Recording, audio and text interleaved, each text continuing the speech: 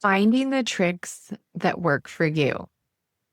Hi, Vicky Kelty here with another episode of the Language Learning Report Card podcast. My study hits were that I think that I finally found the way to differentiate and use correctly. I'm going to say correctly or more accurately traer in Spanish and llevar. So it's like the difference between bring and carry. And that's a really easy explanation for it. It is way more complicated than that when you're like in the Spanish zone, or at least for me. Maybe somebody else finds it really easy, which is like so true. Sometimes what one person finds really complicated, another person has no problems with. And when you're the one who finds it complicated, that can be really frustrating. Believe me. So that was my hit. And incidentally, my study bust in connection to that was that before I got to the point where I could differentiate them and use them in, again, I hope a more accurate way. My husband said the last time that I used it, he was like, yeah, that's how I would say it. That's exactly the sentence I would use. So the fingers crossed that I have mastered it. But the bust was that I spent minimum 2 hours. I mean, I was going down a rabbit hole of reading articles, doing practice exercises with the same two verbs, traer and llevar. And I just like could not grasp the difference. Like, why is it not this verb here? And why is it the other? Why? And I even used it with my husband when he got home from a trip that he'd been on. And I was like, oh, you brought me this. And he was like, actually, I would have used the other verb. And I'm like, but why? And yeah, it was beyond frustrating. But I specifically chose those two verbs to look at because I know that these two verbs have been words that I avoid unless I specifically know like a certain expression that I would use with them. And then I felt confident using them because I'm like, oh, I know this expression has this verb and the other verb doesn't. It's not a choice. It is only this verb and that expression. But I said, no, Vicky, you have to spend some time with it and see if you can figure this out. And then the other thing that I mastered, so my other study hit was esto and eso, the difference between this and that. And you would think, well, shouldn't that be easy for you to figure out the difference between? No, my brain, for whatever reason, would confuse the two of them. I don't know why. Maybe this is something that came up for you with English with this and that. I don't know what was going on, but I did finally come up with just a little trick that if I say for eso, if I think like it's so, you're going to be like, this doesn't make any sense to me. It doesn't need to be a trick that works for you. It just needs to work for me. Like, this is so far. It's that thing over there that helps me remember. And esto has a T that separates the word so. So it can't be the thing that's that far away because sto is not the word so. Again, I know it probably doesn't make any sense to you, my little mind trick, but it works for me. And that's what you need to do. You need to find the tricks that work for you for these little verbs that cause confusion, or prepositions, or articles, or nouns, or adjectives, or expressions, whatever it is that may be causing you to feel less confident in certain areas. find the tricks that work for you. And you may have to spend some time searching for it.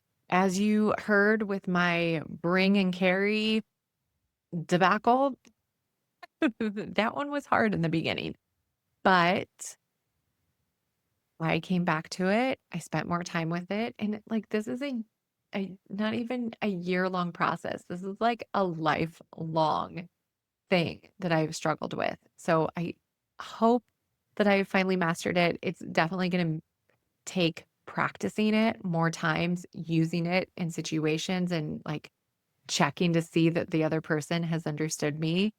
But um that's that's it. You find your trick, you test it out, you use it and reuse it until it's like ingrained in your memory.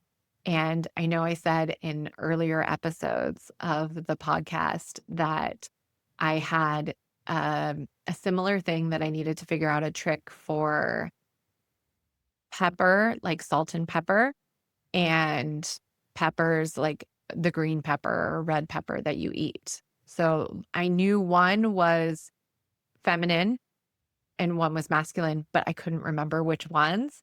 So I had to find the trick that helped me to remember so that when I asked for a green pepper, I wasn't asking for the pepper that goes with the salt. And I did. I figured out the trick for that. And so that's why I jumped back into this whole trick idea for bring and carry and for this and that, because I said, I just know there's a trick there. I know there's a trick somewhere and I'm going to figure it out. I'm going to find the trick that works for me, for the way that my brain thinks and for the specific situation that I need this for. And I found it. I found the tricks. Yay. I breathe a sigh of relief. I'm so happy. And I've actually been doing practice with the testing of that, remembering eso all the time, because when I've been watching shows in French, sometimes a character will say, that's right, that's it. And I'm like, eso. And it helps me to review it, even though it's just like an unconscious review. It just pops into my head, which is great. I don't do that as much with bring and carry. So hopefully I haven't forgotten those already. But I do think that those two are going to take me more time. I'm going to have to spend more time with them. I'm really proud with how far I've come already with having some successful moments using bring and carry. And I just plan to keep adding to those successful moments. And hopefully it will eventually become ingrained. And one day this will just be some like a thing, this nightmare of when do I use this will be a thing of the past and I won't have to worry about it anymore. So although I didn't give you a specific trick for your situation, whatever it is that you have confused, maybe this will just be the first step that you need to take in order to find the trick that's going to work for you. So I invite you to give it a thought, look for some articles about how to use it, do some practice exercises. Sometimes in class, we have certain pronunciation things that come up or certain phrases. And so I'll comment on them and there's something that will click for the student and it's them coming up with their own trick. But it's just having that other person to bounce the ideas off of that can be the thing that gives you the trick that you're looking for. So if that's something that you need, I'm here to help. That's one of the ways that live classes can also support the learning or the feedback that I share in voice message speaking practice. It's just a matter of trying different ways until something clicks. and you have your trick figured out, and go forth and use it with others. If you have a trick that came to your mind as you were listening to this episode and you would like to share it, please send me a message at hola@vickykelty.com and tell me what is the language trick that has helped you to differentiate between two verbs or an expression that you confused, or the nouns that you couldn't get right, and now you know the difference between them. Whatever it may be, I would love to hear your story as well. All right, that's all from me. Happy learning. Ciao.